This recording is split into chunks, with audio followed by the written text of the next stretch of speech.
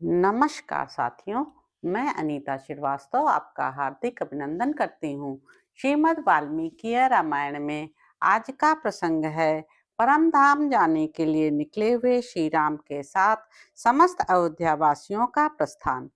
तदंतर रात बीतने पर जब सवेरा हुआ, तब विशाल वक्ष स्थल वाले महायशस्वी कमल नयन श्री रामचंद्र जी पुरोहित से बोले, मेरे अग्निहोत्र की प्रज्वलित आग ब्राह्मणों के साथ आगे आगे चले। महाप्रयाण के पथ पर इस यात्रा के समय मेरे वाजपेय यज्ञ का सुंदर छत्र भी चलना चाहिए। उनके इस प्रकार कहने पर तेजस्वी वशिष्ठ मुनि ने महाप्रस्थान काल के लिए उचित समय धार्मिक क्रियाओं का विधि पूर्वक पूर्णतः अनुष्ठान किया। फिर भगवान श्री राम सूक्ष्म वस्त्र धारण किए, दोनों हाथों में कुश लेकर पर ब्रह्म के प्रतिपादक वेद मंत्रों का उच्चारण करते हुए सरयू नदी के तट पर चले। उस समय वे वेद पाठ के सिवा कहीं किसी से और कोई बात नहीं करते थे। चलने के अतिरिक्त उनमें कोई दूसरी चेष्टा नहीं दिखाई देती थी तथा वे लौकिक सुख का परित्याग करके देदीप्यमान सूर्य की भांति प्रकाशित होते हुए घर से निकले थे और गंतव्य पथ पर बढ़ रहे थे। भगवान श्री राम के दाहिने पार्श्व में कमल हाथ में लिए श्री देवी उपस्थित थी, वाम भाग में भूदेवी विराजमान थी तथा आगे आगे उनकी व्यवसाय शक्ति चल रही थी। नाना प्रकार के बाण, विशाल एवं उत्तम धनुष तथा दूसरे दूसरे अस्त्र शस्त्र सभी पुरुष शरीर धारण करके भगवान के साथ चले। चारों वेद ब्राह्मण का रूप धारण करके चल रहे थे। सबकी रक्षा करने वाली गायत्री देवी, ओंकार और वषटकार सभी भक्ति भाव से श्री राम का अनुसरण करते थे।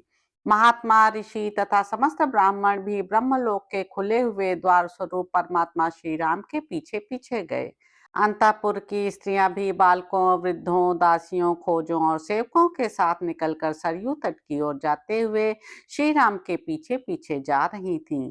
भरत और शत्रुघ्न अंतःपुर की स्त्रियों के साथ अपने आश्रय स्वरूप भगवान श्री राम के जो अग्निहोत्र के साथ जा रहे थे पीछे पीछे गए। वे सब महामनस्वी श्रेष्ठ पुरुष एवं ब्राह्मण अग्निहोत्र की अग्नि तथा स्त्री पुरुषों के साथ इस महायात्रा में सम्मिलित हो परम बुद्धिमान श्री रघुनाथ जी का अनुगमन कर रहे थे। समस्त मंत्री और भृत्य वर्ग भी अपने पुत्रों, पशुओं, बंधुओं तथा अनुचरों सहित हर्ष पूर्वक श्री राम के पीछे पीछे जा रहे थे।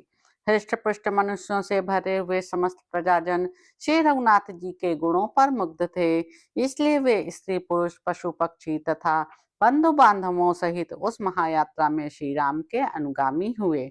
उन सबके हृदय में प्रसन्नता थी और वे सभी पाप से रहित थे। संपूर्ण हृष्ट पुष्ट वानर गण भी स्नान करके बड़ी प्रसन्नता के साथ किरकारियां मारते हुए भगवान श्री राम के साथ जा रहे थे। वह सारा समुदाय ही श्री राम का भक्त था। उनमें कोई भी ऐसा नहीं था जो दीन, दुखी अथवा लज्जित हो। वहां एकत्र हुए सब लोगों के हृदय में महान हर्ष छा रहा था और इस प्रकार वह जन समुदाय अत्यंत आश्चर्यजनक जान पड़ता था। जनपद के लोगों में से जो श्री राम की यात्रा देखने के लिए आए थे, वे भी यह सब समारोह देखते ही भगवान के साथ परम धाम जाने को तैयार हो गए।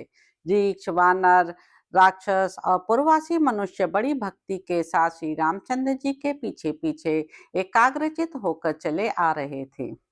अयोध्या नगर में जो अदृश्य प्राणी रहते थे, वे भी साकेत धाम जाने के लिए उद्यत हुए श्री रघुनाथ जी के पीछे पीछे चल दिए। चराचर प्राणियों में से जो श्री रघुनाथ जी को जाते देखते थे, वे सभी उस यात्रा में उनके पीछे पीछे चल देते थे।